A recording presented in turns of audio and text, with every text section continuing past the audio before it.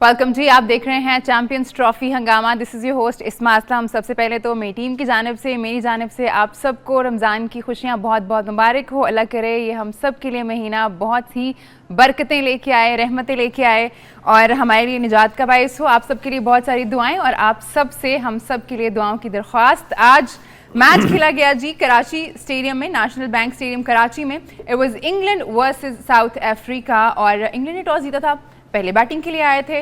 लेकिन इंग्लैंड की टीम, हम एक्सपेक्ट कर रहे थे कि आज उनके पास कुछ भी नहीं है हारने के लिए, उनको अपनी प्राइड के लिए खेलना है, बट ऐसा लगा नहीं बिकॉज पूरी टीम जो है वो 38.2 ओवर्स में 179 रन्स बनाकर आउट हो गई, जिसका जवाब जो है साउथ अफ्रीका की टीम ने इस तरह दिया कि उन्होंने 29.1 ओवर्स में ही टारगेट जो है उसको अचीव कर लिया। इस पर हमें बात करनी है। इस पर बात करने के लिए हमें ज्वाइन किया है हमारे दो लेजेंड्स ने, इंजमामुल हक एंड सकलैन मुश्ताक साहब ने। सकी भाई, आपसे शुरुआत करना चाहूँगी। इंग्लैंड वर्सेस साउथ अफ्रीका, आपने बहुत टाइम भी गुजारा इंग्लैंड की टीम के साथ, हम बात भी करते रहते हैं इसके बारे में, बट आज किस तरह की परफॉर्मेंस की समझ नहीं आ रही है। बिकॉज आपको पता है टूर्नामेंट तो आपके हाथ से जा ही चुका है, आप लास्ट गेम खेल रहे हैं, लेकिन आप फिर भी पूरे ओवर्स नहीं खेल पाए, आप में वो अग्रेशन नहीं दिखा जिसके लिए आप जाने जाते हैं। तो क्या चीज़ मिस कर रही है इंग्लैंड की team? I think it's a clear message that shows कि वो बिल्कुल ही ऊपर से फ्यूज हो चुके हैं और उनका बिल्कुल ही फोकस हटा हुआ था। और जिस अंदाज से उन्होंने आखिरी मैच खेला है, हालांकि मैं ये समझ रहा था कि आप अपनी प्राइड के लिए खेलते हैं और आप अपना जो एंड है वो अच्छे तरीके से ख़त्म करना चाह रहे होते हैं, बट कहीं से भी ऐसा नहीं लगा कि उनके अंदर कोई स्पार्क हो या कोई एनर्जी ट्रैवल कर रही हो या कहीं से बिलीफ कहीं से मिल रहा हो या कोई किसी को कुछ सपोर्ट कर रहा हो। कहीं से भी कुछ ऐसा नज़र नहीं आया। साउथ अफ्रीका जीत गया, but I think south Africa के लिए ये बहुत ही आसान गेम था। आई डोंट थिंक सो कि साउथ अफ्रीका को मूविंग फॉरवर्ड सेमीफाइनल में जाते हुए इस मैच में से कोई कॉन्फिडेंस मिलेगा, क्योंकि इंग्लैंड बहुत ही नीचे गिरा हुआ था। तो आई थिंक दो चीज़ें हुई। एक तो इंग्लैंड ने जिस तरह का ये मैच खेला है, below par, below standard, I think इनको अब सीरियसली देखना पड़ेगा। मकलम का भी फ्यूचर, बटलर का तो सामने आ ही गया, तो आई थिंक बैक एंड पे तो इन्होंने तैयारी की होगी सारी जो कुछ भी है। बट साउथ अफ्रीका को इस मैच में से मेरा नहीं ख्याल कि कुछ मिला है कि वो अगले सेमीफाइनल में जाते हुए कुछ लेके जाएंगे। हाँ ठीक है, परफॉर्मेंस हुई, जीत गए। क्लासन ने 50 जो है वो कंसेक्टिव की है और सुनने में आया कि वो ही wants to be world number 1, वो उस कैटेगरी में जाना चाहता है। That's his wish and desire. मेरी फेवरेट टीम साउथ अफ्रीका, मैं इस टूर्नामेंट से पहले भी कह रहा था, आई डोंट नो व्हाई मेरा दिल जो है उनके लिए कि ये टूर्नामेंट जो है कम से कम इनके हाथ में आना चाहिए। न्यूजीलैंड भी बहुत अच्छा खेल रहा है, ऑस्ट्रेलिया ने भी अच्छा खेला है, but south Africa I don't know, मेरे दिल की आवाज़ है कि इनको एक ट्रॉफी लेके जानी चाहिए। एक ट्रॉफी लेके जानी चाहिए। इनसे भाई अभी तक तो लग रहा है कि इसी चक्कर में हैं वो भी, और उनका दिल भी यही कर रहा है कि ट्रॉफी लेके जाएं। लेकिन मैं इंग्लैंड के बारे में ज़रूर आपका भी पॉइंट ऑफ व्यू जानना चाहूँगी। क्या लगता है ऐसी क्या रीज़न है कि इस तरह का डाउनफॉल, जैसे हम लोग अपनी क्रिकेट के बारे में कहते हैं ना कि आप एक दफ़ा गिरते हैं तो फिर बिल्कुल गिर ही जाते हैं, फिर टाइम लगता है आपको उठने में, तो लग रहा है कि इंग्लैंड के साथ भी ऐसा ही हो रहा है।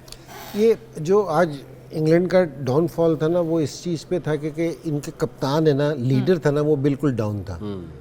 आप जिस टाइम उसका बैटिंग करते हुए भी उसका चेहरा देखते ना, कोई तसुरात से बिल्कुल साफ था कि जी वो उसको कोई फ़र्क नहीं पड़ रहा, बिल्कुल वो गिरा हुआ था बेचारा। तो कप्तान की जो उनकी बॉडी लैंग्वेज है ना, वो टीम में ट्रैवल करती है। तो आज कोई भी इंग्लैंड का प्लेयर है ना, ऐसा नहीं दिख रहा था कि जो टच में, हालांकि पहले 2 मैचों में हारे ज़रूर है, लेकिन इनकी बैटिंग ने 300 प्लस रन्स करके दिए हैं, तो 350 भी किया है। फिर उसके खिलाफ भी 7-8 रन से हारे हैं, 315-20 फिर उसके खिलाफ भी किया था। बैटिंग एज सच बुरा नहीं कर रही थी जो आज किया है, लेकिन वो सिर्फ कैप्टन की जो उनकी बॉडी लैंग्वेज थी ना, वो गिरी हुई थी, उसके असरात थे। और डेफिनेटली बड़ी टीम है, अगर आप इसके भी अगर ओवरऑल पूरे साल की परफॉर्मेंस देखें ना, तो अच्छा खेलते हुए आते हैं। तो इवेंट में आके ना किसी भी उसमें इनकी परफॉर्मेंस अच्छी नहीं हो रही, 3 से 4 हो गए पाकिस्तान की तरह। तो ये वाली चीज़ है ना, इनको मेरे ख्याल में हर्ट की है।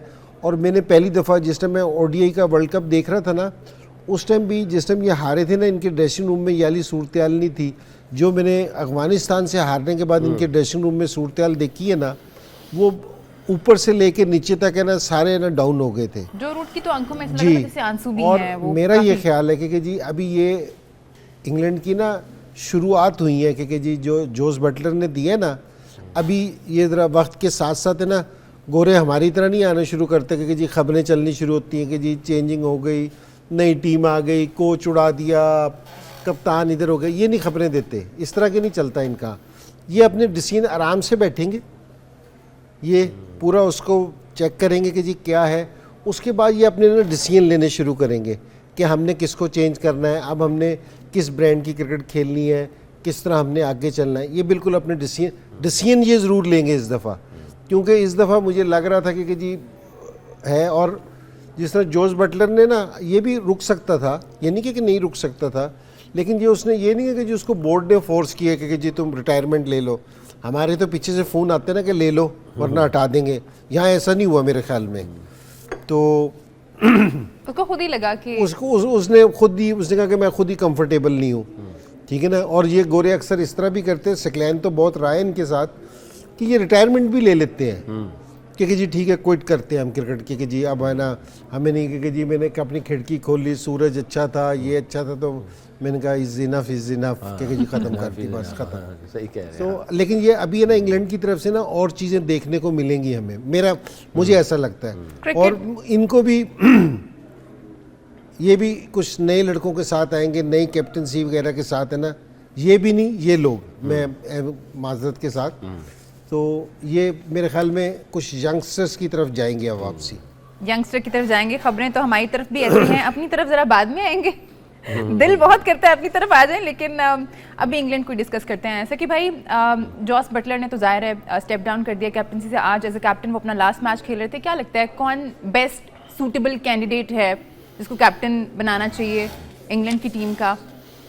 आई थिंक 6-8 महीने पहले, साल पहले इंग्लैंड में बात चल रही थी, ब्रुक को वो बड़ा लाइक करते हैं। अभी वाइस कैप्टन भी वही है, हैरी। अगर वो वीसी है तो डेफिनेटली वो ऐसा नहीं करते हैं कि किसी को रखा हुआ है वीसी और फिर उसको उधर से बाहर कर दें और उसको कप्तानी ना दें और कप्तान हट जाए। वो क्यू लगाते हैं और वो क्यू में चलते हैं। अगर वीसी है तो फिर वो हैरी ब्रुक को ही जिम्मेदारी देंगे, और जब वीसी बनता है तो उसकी वहीं से वो लुक आफ्टर करना शुरू कर देते हैं, उसको ट्रेन करना शुरू कर देते हैं कि डिसीजन मेकिंग कैसे चलेगी। बहुत अलाइंड होते हैं। जैसे अभी आप देखें ना, कमिंस नहीं आया और स्मिथ जो है वो ऐसा लग रहा है कि वो उसी तरह की कप्तानी कर रहा है जो कि वो कमिंस करता था, और लग रहा था कि कितने वो अलाइंड थे। तो उनके प्लान भी सिंपल होते हैं, कोई ऐसे प्लान्स नहीं बनते हैं कि जो कंफ्यूज कर दें आपको। तो किस तरह की क्रिकेट खेलनी है उसी तरह के प्लान बनते हैं और उसी तरह जनाब वो चलना शुरू हो जाते हैं। अच्छा, मैं एक चीज़ नोट की है, मैं सकलैन से भी बात कर रहा था, अब मैं मोस्टली टीमों में देख रहा हूँ ना, जिस तरह ऑस्ट्रेलिया की बात की है सकलैन ने, तो अब यहाँ भी जिस तरह फुटबॉल टीम के कोच होते हैं ना, कि फुटबॉल टीम का कोच पूरा प्लान देता है कि जी हमने इस प्लान के साथ खेलना है, तो अब क्रिकेट में भी कुछ टीमों के साथ है ना, मैंने देखना शुरू कर दिया कि जी वो पूरे प्लान से खेलते हैं। कि जिस तरह ये कमिंग्स नहीं आया ऑस्ट्रेलिया का कप्तान, स्मिथ बिल्कुल वैसे ही लग रहा है जी। तो ये नहीं कि जी स्मिथ बिल्कुल वैसा ही है, लेकिन जो इसके प्लान्स है ना वो फॉलो कर रहा है, ठीक है जी, उसी तरह क्रिकेट खेल रहे हैं। तो हमें भी ज़रा थोड़ा सा इस चीज़ पे होना पड़ेगा कि जो हमारे कोचेज़ हैं ना, उनको थोड़ा सा ज़्यादा पावरफुल होना पड़ेगा, ज़रा थोड़ा सा ज़्यादा सोचना पड़ेगा कि जी बैठ के प्लान करना पड़ेगा कि हमने किस ब्रांड की क्रिकेट खेलनी है। तो यहाँ सारे टाइम कप्तान के अंदर वो होता है कि जी प्रेशर, तो हालांकि फ़ुटबॉल में कोच से ज़्यादा पूछा जाता है कि जी आपका क्या प्लान था कि जो उस पर अमल हुआ है, क्योंकि वो सिलेक्शन को भी देख रहा होता है, सारी चीज़ों को देख रहा होता है। तो यहाँ भी वाला कल्चर है ना, जो दूसरी फॉरेन टीम है ना, वो ये वाला कल्चर लेके आ रही हैं, तो हमें भी इस चीज़ पे सोचना चाहिए। हमें भी थोड़ा सोचना पड़ेगा, जो चीज़ें दुनिया में हो रही हैं फॉलो करना पड़ेगा।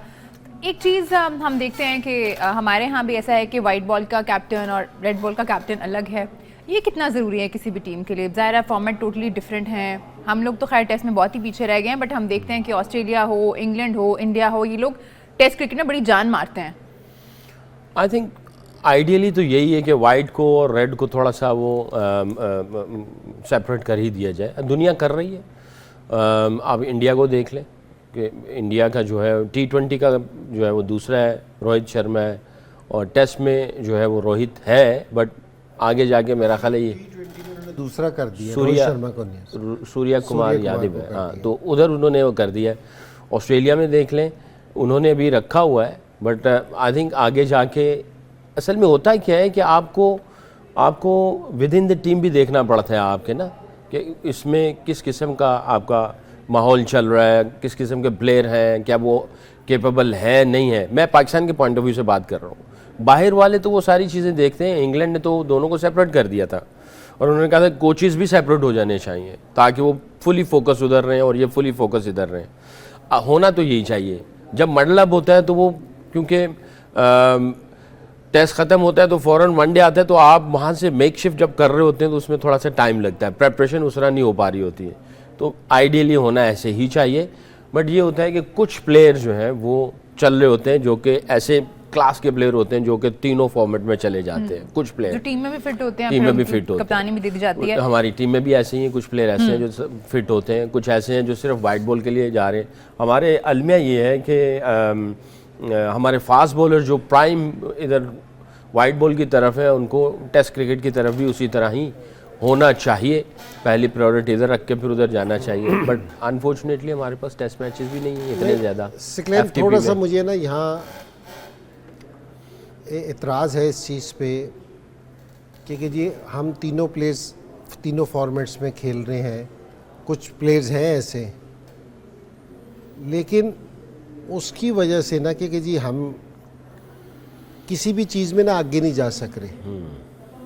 हमारी T20 में थोड़ा सा टेस्ट मैच की भी झलक नज़र आती है, बाज़ टाइम टेस्ट मैच में T20 की झलक नज़र, तो हमें ये वाला डिसीजन लेना पड़ेगा, बिल्कुल क्लियर अंदाज में लेना पड़ेगा, ठीक है ना। हम अभी बिल्कुल क्लियर अंदाज में डिसीजन नहीं ले सक रहे, तो हमें वहाँ देखने को मिलती है ये वाली चीज़। बास टाइम है ना, हम इस चीज़ पे इतराज़ कर रहे होते हैं, यानी कि हम बैठे का इतराज़ वाली बात नहीं है, लेकिन हमें ऐसा लगता है कि जी जो क्रिकेट खेलनी चाहिए थी वो नहीं खेली गई। इतराज़ का लफ्ज़ गलत है, लेकिन जो रिक्वायरमेंट थी वो फुलफिल नहीं हुई। पॉजिटिव इंस्ट्रक्शन दे रहे हैं, क्रिटिसिज्म जो भी आप कह लें, लेकिन क्रिकेट की बेहतरी के लिए ही जो भी बात हो रही है वो हो रही है। वापस आएंगे हम ब्रेक से, तो साउथ अफ्रीका कैसी क्रिकेट खेल रहा है इस टूर्नामेंट में पिछले कुछ सालों से, तो हमें बात करनी है। हम इंग्लैंड क्रिकेट टीम की बात कर रहे थे और क्या हुआ कि परफॉर्मेंस इतनी ख़राब हुई है, कुछ चीज़ें हमने डिस्कस की हैं।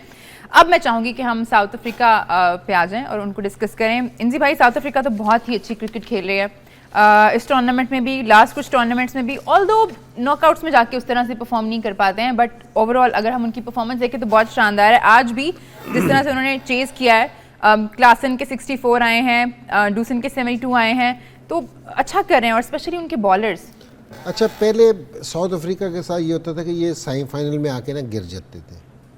अब ये कि T20 के वर्ल्ड कप के ये फाइनल में पहुंच गए थे और ऑलमोस्ट एक टाइम जीत गए थे, तो अब ऐसे ऐसे ये आगे जा रहे हैं। और मेरे ख्याल में मैंने बड़े दिनों के बाद इनकी टीम है ना देखी है कि जो बहुत बैलेंस टीम है, क्योंकि जी इनके पास प्रॉपर बॉलिंग है, प्रॉपर बैटिंग है, और किसी भी इवेंट में जाने के लिए ना जो सारों से ज़्यादा ज़रूरी चीज़ ये होती है कि उस मौके पे आपके बैट्समैन और बॉलर इन फॉर्म हो। बात होता है ना कि आप जाते तो आउट ऑफ फॉर्म है, क्योंकि जी नहीं आप इन फॉर्म हो। इनके सारे जितने भी बैट्समैनों को देख लो ना, वो स्कोर कर रहे हैं, बॉलर्स है ना वो अच्छी बॉलिंग कर रहे हैं, ये एक पॉजिटिव साइन होता है टीम का, ठीक है। वरना क्या होना शुरू होता है कि थोड़ी छोटी छोटी सी इंजरीज भी शुरू हो जाती हैं कि जी ये इंजरी है, बाहर होने की ना कुछ निशानियाँ आनी शुरू हो जाती हैं कि ये बाहर होगा। तो इनके पास इस टाइम है ना, जो सकलैन कहते हैं ना, सारे खाने, इनके सारे खाने टिक हैं इस टाइम, कि सब ठीक है, कोई हारने की इनकी वजह नहीं दिख रही इस टाइम। तो सिर्फ एक वही बैड लक हो सकती है कि जो ये इनका माइंड एक जगह पे फंस जाता है आके, क्योंकि जी एक सडन प्रेशर पे आके ना, प्रेशर नहीं कहना चाहिए क्योंकि जी सारे टाइम खेलते ही हैं, बस एक मेंटल ब्लॉकेज होता है क्योंकि जी जो ये अबूर नहीं कर सक रहे। अगर ये कर गए तो ये बहुत ख़तरनाक टीम होगी सिर्फ इस टूर्नामेंट के लिए, आगे भी ये बहुत सारी टीमों को ना टफ टाइम देगी। कि इनकी शुरू से जैसे हम ये क्रिकेट में इंटर हुए थे 93 में, उस 93 से लेके ये अब तक 2025 में, ये मैं इनको 32-33 साल हो गए, तो ये इनकी टीम हमेशा टॉप क्वालिटी की टीम होती है, कभी नीचे नहीं आई। इनके क्रिकेट के स्टैंडर्ड्स बहुत ज़बरदस्त हैं, जब भी इनके पास रेगुलर जो से ना प्लेयर्स ये प्रोड्यूस कर रहे होते हैं। तो अब मेरे ख्याल में कि जी अगर कोई स्ट्रॉन्ग टीम है तो वो साउथ अफ्रीका है बहुत ज़्यादा। एग्री करते हैं आप, साउथ अफ्रीका बहुत स्ट्रांग है? 100%। और जैसे इंजीबे ने कहा ना कि ये अब वो फाइनल तक पहुंचना, ये सारी चीज़ें हैं। और आई थिंक इस जगह पे पाकिस्तान और जाहिर है अगर फाइनल जाते हैं, अगर इंडिया उधर आता है तो उधर जाना पड़ेगा, अगर इंडिया निकल जाता है तो इधर आना पड़ेगा। तो ये कंडीशंस भी मेरा ख्याल इनको सूट करती हैं, ये कंडीशंस इनको क्योंकि जो इनका स्टाइल लग रहा है मुझे, या जिस अंदाज से ये खेल रहे हैं, मुझे लगता है कि ये सूट करती हैं इनको। बट अगेन बैलेंस जो लग रहा है ना, वो बड़ा अच्छा लग रहा है इनका, सारे बॉक्सेस टिक करते हुए आ रहे हैं। और बवूमा जो है इनको बड़े अच्छे तरीके से लेके चल रहा है।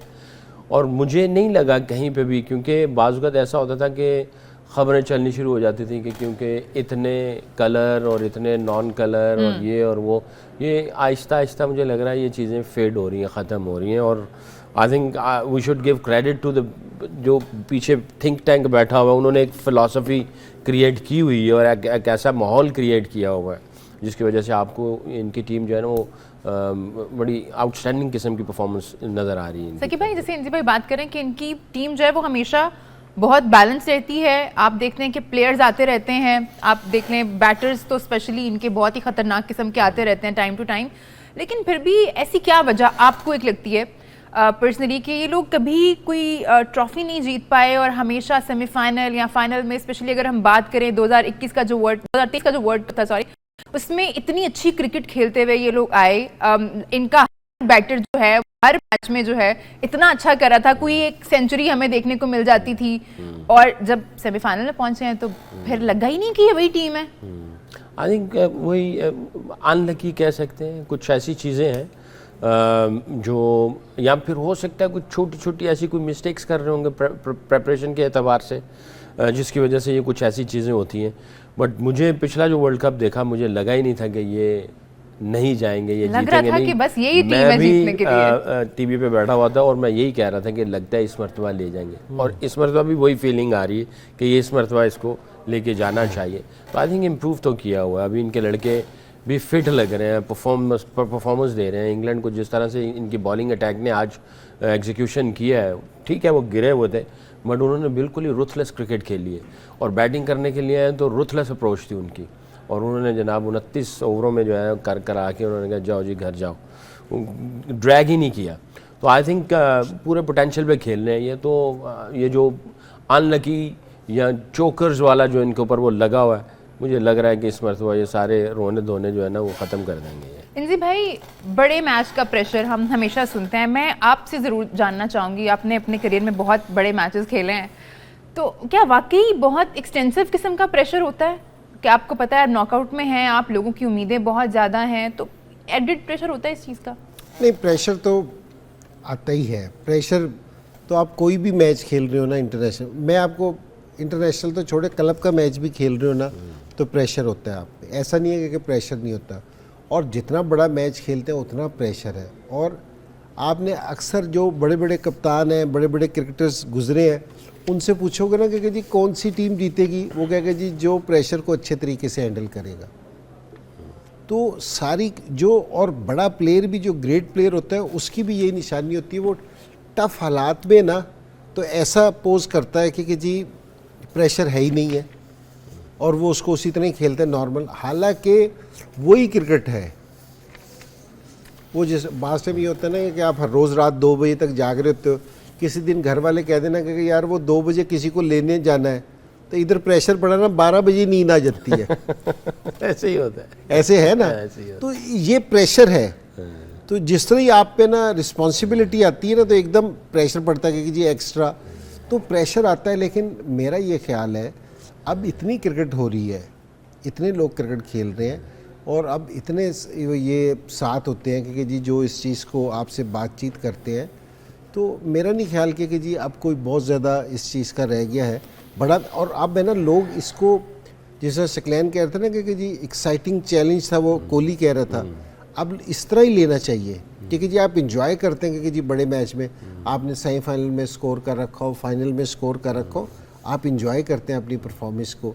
आपको दूसरे नज़रिए से सोचना चाहिए, तो प्रेशर लेने की बजाय कि टुडे इज़ द डे, क्योंकि जी जिस दिन मैंने परफॉर्मेंस देनी है। तो जो मेरे साथ थे, जिस तरह वसीम अकरम था, वकार यूनुस था, तो और दूसरे बड़े प्लेयर से बैट्समैन थे, या ये सकलैन भी था, सईद अनवर था और जावेद भाई थे, ये सारे प्लेयर यही सोचते थे कि जी आज का दिन है जो हमने परफॉर्मेंस देनी है, और इसीलिए ये बड़े प्लेयर थे, बस इसी सोच का फर्क है। जी बिल्कुल। सकी भाई, अगर हम बॉलिंग कार्ड देखें आज साउथ अफ्रीका का, तो आपको इतनी ज़बरदस्त इकोनॉमी नज़र आती है। रबाडा के अलावा सब 6 से नीचे हैं। ये क्या ऐसा कर रहे हैं जो हमारे लड़के नहीं कर पा रहे? जैसे आप जेंसन को देखें, उन्होंने इसमें तो इंग्लैंड ने करवा दिया है, वो बिल्कुल ही गिरे हुए थे, तो ऐसा ही स्कोर कार्ड आना चाहिए था। ऑस्ट्रेलिया के खिलाफ ऐसा नहीं था, बट जी बिल्कुल ऐसा ही है। देखें, अगेन जब आप मेगा इवेंट्स में जाते हैं ना, तो सोचें तब्दील होती हैं। एक आम सीरीज़ खेल रहे हैं तो वो सोच कुछ और है, और जैसे ही किसी टफ टीम के साथ जाते हैं तो सोच फिर कुछ चेंज होती है।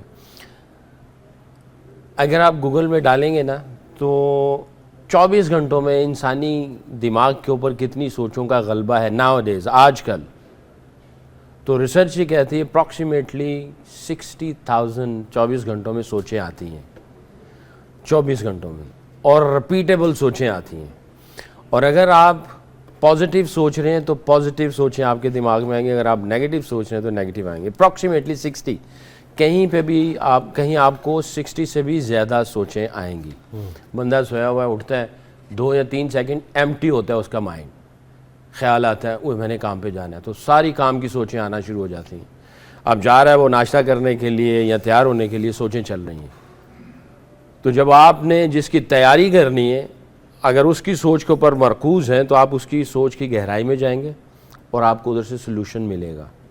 और अगर आप उसकी गहराई में नहीं जाएंगे तो आप दूसरी सोचों में लगे रहेंगे, तो आपकी तैयारी नहीं होगी। ग्रेट प्लेयर जो है उसके ऊपर गलबा होता है, जो इंजी भाई कहते हैं कि मैंने ये करना है। जैसे इन्होंने विव की बात मिसाल दी, इनकी अपनी मिसाल है, क्योंकि इन्होंने हमसे ज़्यादा प्रेशर वाले मैचेस खेले हुए हैं। तो जो ग्रेट प्लेयर होता है वो सारी सोचों को रोक देता है, उसके अंदर ये एक स्किल होती है, और वो जो करना चाहता है उसी सोच पे मरकूज होता है। इसको कंसंट्रेशन भी कहते हैं। तो वो उसी सोच पे रहता है और कुछ आता नहीं है।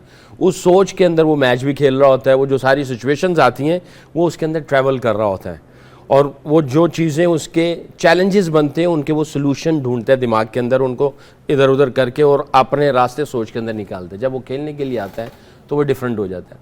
हमारे ऐसे भी कहते हैं कि भाई अगर किसी को इतना प्रेशर दिया जाए वो इतना महसूस करेगा, वो एक आम बंदा होता है। किसी को इतना प्रेशर दो वो इतना प्रेशर महसूस करेगा, वो ग्रेट बंदा होगा। तो किसी को आप इतनी बात करो वो इतनी समझ जाए, वो बहुत बड़ा थिंकर होगा। किसी को इतनी बात करो वो इतनी समझे, वो बेचारा बिल्कुल सीधा मातड़ सातड़ होगा। तो ग्रेट प्लेयर होता है ना, उसकी सोच बहुत बड़ी होती है। आप उसके ऊपर जितना बोझ डालेंगे वो सारी अब्जॉर्ब कर लेगा, और इतना बोझ डालोगे वो इतना फील करेगा।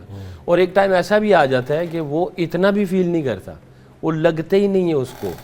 तो आई थिंक ये ग्रेट प्लेयरों की ये निशानी है। और ये क्योंकि गेम टीम गेम है, तो पूरी टीम का अगर ये हाल ऐसा हो जाएगा तो फिर पूरी टीम देखें कैसे प्रेशर को वो बांट लेती है, डिवाइड कर लेती है। मैं ये समझता हूँ 4 और 4 जमा करेंगे तो 8 होते हैं, 4 और 4 को मल्टीप्लाई करेंगे तो 16 हो जाते हैं।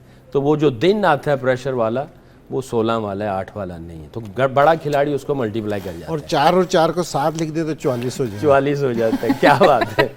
ये बड़े खिलाड़ी की सबसे बड़े खिलाड़ी की निशानी है ये कि उन्होंने ना तो प्लस किया ना ऐड किया, उन्होंने 7 लिख दिया। 44 अच्छा जी, मुझे कहा जा रहा है एक ब्रेक ले लें, ब्रेक के बाद वापस आएंगे तो हमें पाकिस्तान में क्या होने जा रहा है। सकी भाई के मुतालिक जो है वो कुछ खबरें हैं, मैं चाहूँगी कि वो खुद ही कंफर्म कर दें वो खबरें जो सर्कुलेट कर रही हैं वो सही हैं या नहीं। अब हम थोड़ी पाकिस्तान क्रिकेट की बात कर लेते हैं। सुबह से खबरें मौसूल हो रही हैं कुछ ऐसी कि सकलैन मुश्ताक साहब को जो है वो कोच बनाया जा रहा है, उनको ऑफर्स आ रही हैं। तो मैंने सोचा क्यों ना हम उनसे ही पूछ लें कि ऐसा कुछ है या ये खबरें ऐसी सर्कुलेट करें, क्योंकि मीडिया में तो कुछ भी होता रहता है। सकी भाई आपको आई है कोई कॉल? नहीं, रूमर्स हैं ये, रूमर्स हैं, फेक न्यूज़ है। सब चैनल्स पे चल रहा था कि ऐसा है। समझ नहीं आ रही ये कैसे चला देते हैं। फ़ोन ना आया हो, उन्होंने डायरेक्ट वैसे बता दिया हो बगैर फ़ोन के।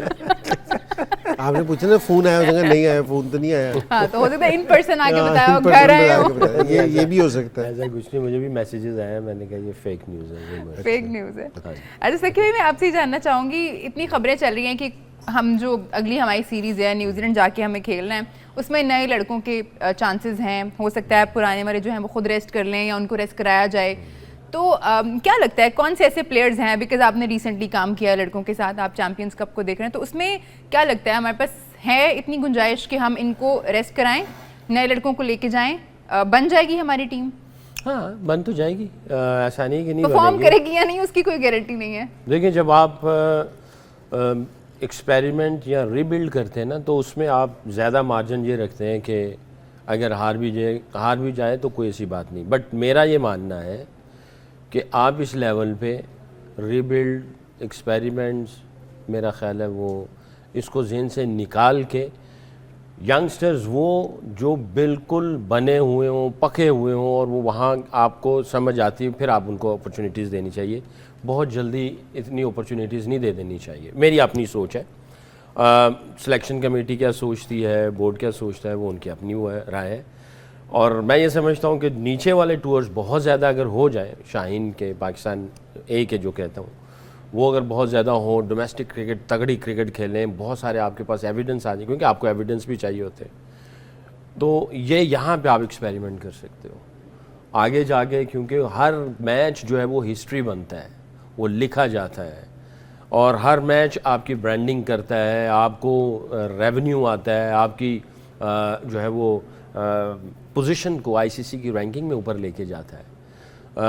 हाँ, कैलकुलेटिव आप थोड़ा बहुत अगर समझ में आ रहा है कि नहीं यार हमारे पास कुछ ऐसा नहीं है, तो फिर कैलकुलेटिव आप कर सकते हैं। बट कैलकुलेटिव ये नहीं कि उसमें जो है वो बग़ैर कैलकुलेट किए हुए आप चीज़ों को लेके जाएंगे, क्योंकि पाकिस्तान की हर कैप की जो है ना वो वैल्यू होनी चाहिए, प्राइड होनी चाहिए पाकिस्तान की कैप की। इसको ऐसे नहीं बांटना चाहिए। इंस भाई, हमने देखा है, हम पीएसएल में देखते हैं एक सीजन एक लड़के का अच्छा गया, उसको हम कहते हैं कि भाई इसको खिला दो, मीडिया का बड़ा प्रेशर आ जाता है, और हमने देखा भी है कि मीडिया के प्रेशर के बाद जो है वो फैसले भी चेंज होते हैं। अब कोई माने या ना माने, बट जो लोग क्रिकेट को फॉलो कर रहे होते हैं कॉन्टिन्यूसली, उनको अंदाजा हो रहा होता है कि ये प्रेशर आ रहा है मीडिया का, लोग लिख रहे हैं, तो सिलेक्शन भी जो है उसको थोड़ा छेड़ाछाड़ की गई है उसके साथ।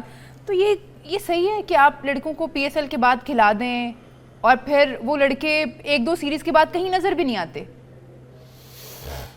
नहीं, एक तो ये सही नहीं है कि जी आप पीएसएल से ना सिलेक्शन करें। आपको है ना, जब तक आप खुद अपनी फ़र्स्ट क्लास को अहमियत नहीं देंगे ना, फ़र्स्ट क्लास के परफॉर्मर्स को नहीं लेके आएंगे।